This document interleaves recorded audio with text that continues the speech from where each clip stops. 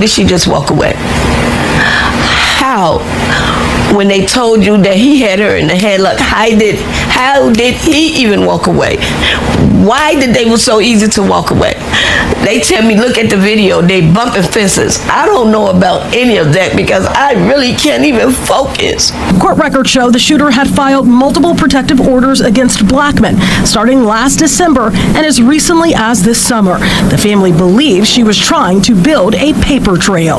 That's a game that was played and it was premeditated. The shooter was taken into custody but later released. Blackmon's family says she was unarmed. Witness video also shows Blackmon's white car stopped in the street, but it's unclear how she got out. They insist there was no reason to shoot her. Blackmon worked 2 jobs and was studying to become a registered nurse. Her school awarded her mom a pin posthumously.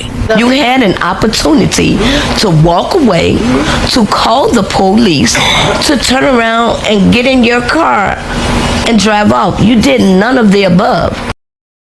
The night did not announce itself as violent. There were no sirens at first, no flashing lights cutting through the dark. Just silence, heavy, unnatural silence, hanging over a scene that would soon become a permanent scar. When Romeca Blackmon was found, the stillness told a story before investigators ever spoke. A life had ended where it never should have, and the weight of that truth pressed down on everyone who stood near the scene. In the hours that followed, shock moved faster than facts. Law enforcement worked methodically, documenting what could be seen, preserving what could not be replaced, and trying to understand how a young life had reached such a brutal end. Word spread quietly at first, then all at once. A name, a face, a future that would now exist only in memories and photographs. Romeca was more than a headline. To those who loved her, she was warmth, ambition, and presence. Someone whose absence would echo louder than her voice ever had. As investigators pieced together the early moments of the case, one reality became clear. This was not a random act. The circumstances suggested intention, proximity, and a chain of events that had been forming long before that night. As authorities moved quickly, suspects were identified and taken into custody, ordered held as the investigation deepened. For Romeca's family, justice was no longer an abstract idea. It became a desperate hope, a plea, a promise they intended to fight for, no matter how painful the road ahead would be. This case is not just about how Romeca Blackmon died. It is about what led her there, what was missed, and what happens when accountability is delayed, but not denied. If you want justice-focused stories told with depth, respect, and relentless truth, take a moment to like this video, subscribe to Buried Motives, and turn on notifications. These stories matter, and so does remembering the names behind them. And as this story unfolds, one question will follow us to the end. When justice is still pending, who carries the heaviest burden, the system or the family left behind? Before her name became attached to court documents and breaking news alerts, Romeca Blackmon lived a life defined by motion and intention. She was building something for herself, relationships, plans, a sense of direction that felt earned rather than borrowed. Those closest to her described someone who carried both strength and softness, someone who showed up even when life demanded more than it gave back. Her world was not without complexity. Like many people, Romeca moved within circles shaped by trust, familiarity, and emotional investment. These were relationships formed over time, the kind that blur lines between comfort and vulnerability. On the surface, nothing appeared alarming enough to predict tragedy, but hindsight has a way of sharpening details that once felt harmless. Investigators would later focus heavily on Romeca's inner circle, not because of rumor, but because patterns often hide where access is easiest. The people who know your routines, your habits, your private struggles, they are also the ones closest to moments that never make it onto social media. Romeca's life intersected with individuals whose presence would soon become central to an unfolding investigation.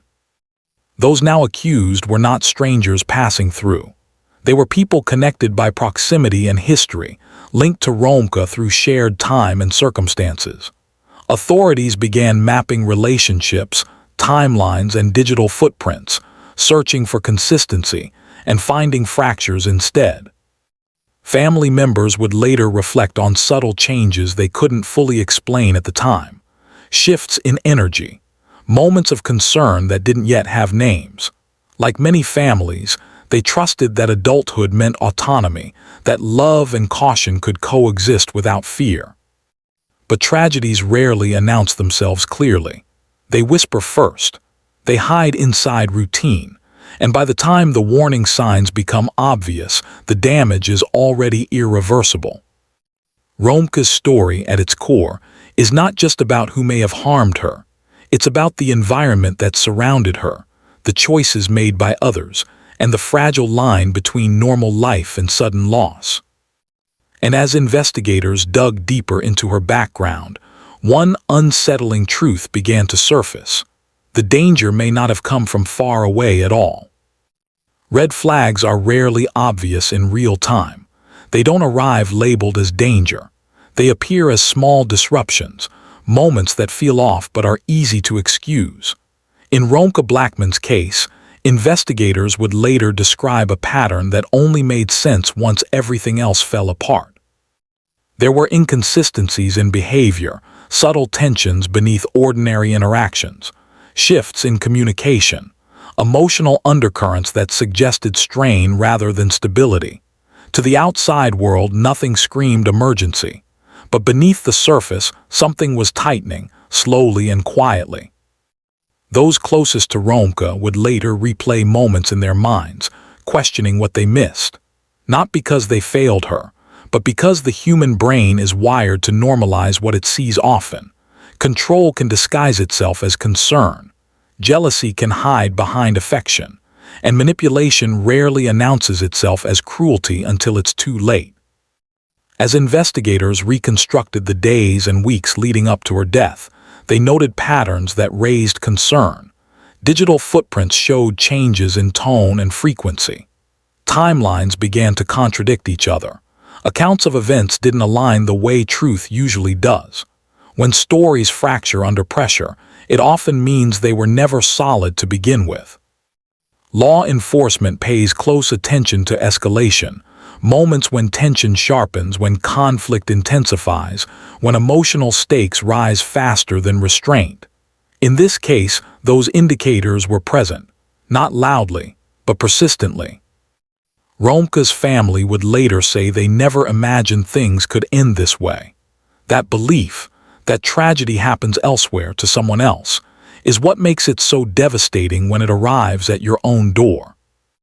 If stories like this matter to you, stories that expose hidden warning signs and honor victims by telling the full truth, take a moment to like this video, subscribe to Buried Motives, and turn on notifications.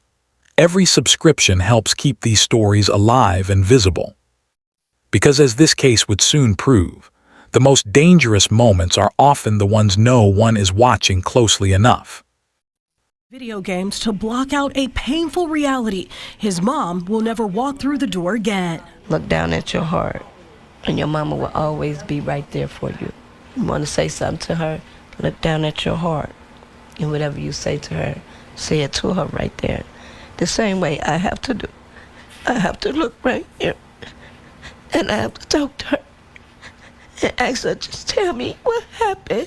Instead of planning her 6-year-old grandson's birthday, Tina McMiller shared the last note Romeca Blackmon left for her son.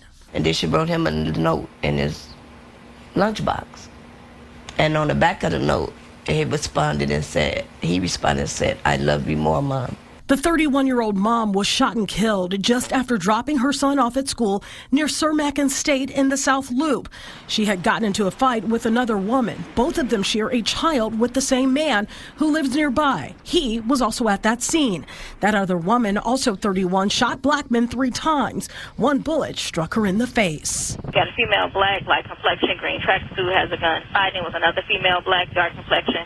The shooter stayed on the scene, and as you can see, a witness pointed out the shooter to police.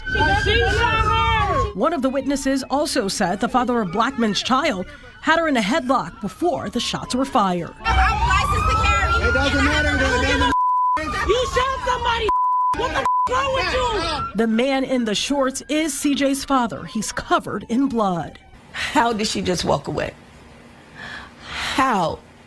When they told you that he had her in the headlock, how did he even walk away? Why did they was so easy to walk away?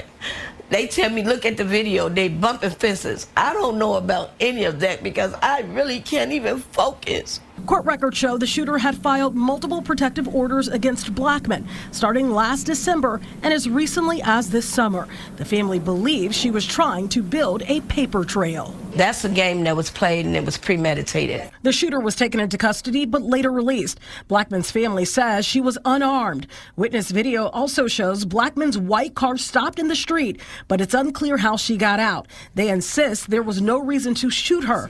Blackmon worked 2 jobs and was studying to become a registered nurse. Her school awarded her mom a pin posthumously. You had an opportunity to walk away, to call the police, to turn around and get in your car and drive off. You did none of the above. The crime itself did not unfold in chaos.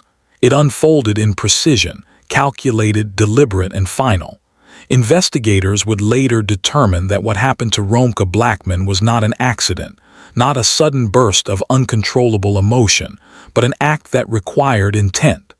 The scene told that story clearly. Every detail pointed toward choice. When authorities reconstructed the final moments, the timeline narrowed. Movements became traceable. Gaps in stories became impossible to ignore. Romeca's final hours were no longer abstract. They were mapped minute by minute, revealing how quickly life can be taken when someone decides another person no longer gets to exist. The method of the crime was shocking, but what unsettled investigators more was the absence of hesitation suggested by the evidence. This was not reckless. It was purposeful, and purpose leaves behind a different kind of forensic signature, one that lingers long after the scene is cleared. As word of the crime spread, disbelief turned into grief. Friends searched for explanations that didn't exist. Family members struggled to accept that the person they loved had met such a violent end at the hands of people she knew. There is a particular cruelty in betrayal-based violence because it destroys not only life, but trust itself. Authorities worked carefully, aware that emotion could not replace evidence. Every conclusion needed weight. Every accusation needed proof. And slowly, that proof accumulated, physical traces, digital records, and inconsistencies that tightened like a noose around the truth. Cases like this don't hinge on a single revelation. They build through accumulation. One fact leads to another until denial becomes impossible. If you're following this story and believe victims deserve careful, truthful storytelling, not sensationalism, please like this video, subscribe to Buried Motives, and turn on notifications. Your support helps ensure these cases are handled with the gravity they demand. Because once the crime was understood, the next question became unavoidable. How far would those responsible go to escape what they had done? In the aftermath, time moved differently for Romeca Blackmon's family. Days blurred together, marked not by routine but by court dates, legal updates, and the constant ache of absence. When the suspects were ordered held in custody, it did not feel like closure. It felt like a pause, justice suspended midair, waiting to see if it would land where it should. For her family, the message was simple and unwavering. They did not ask for vengeance. They asked for accountability. They asked for truth to be spoken plainly, without delay or distortion. Their grief was not loud, but it was relentless. Every hearing reopened the wound. Every procedural step reminded them that Romeca's life had been reduced to evidence and exhibits, while her future had been erased entirely. The community watched closely, aware that cases like this test more than the legal system. They test collective conscience. Whether justice moves swiftly or slowly, it carries consequences far beyond the courtroom. It shapes how families heal, how communities trust, and how society decides whose lives are protected. Romeca's name now exists in 2 worlds. one of memory, where she is laughter, plans, and love, and one of record, where her death demands answers that can never bring her back. Justice, even if delivered fully, will always arrive incomplete. How did she just walk away? How? When they told you that he had her in the headlock, how did he even walk away? Why did they was so easy to walk away? They tell me, look at the video, they bumping fences. I don't know about any of that because I really can't even focus. Court records show the shooter had filed multiple protective orders against Blackmon starting last December and as recently as this summer. The family believes she was trying to build a paper trail. That's a game that was played and it was premeditated. The shooter was taken into custody but later released. Blackmon's family says she was unarmed. Witness video also shows Blackmon's white car stopped in the street, but it's unclear how she got out. They insist there was no reason to shoot her. Blackmon worked 2 jobs and was studying to become a registered nurse. Her school awarded her mom a pin posthumously. You had an opportunity to walk away, to call the police, to turn around and get in your car and drive off. You did none of the above. If you believe stories like Romeca Blackmon's deserve to be told with care, truth, and respect, take a moment to like this video, share it, subscribe to Buried Motives, and turn on notifications. It helps keep these cases visible and these names remembered. And as we wait for the final outcome, one question remains for all of us. When justice finally speaks, will it be enough to honor the life that was taken?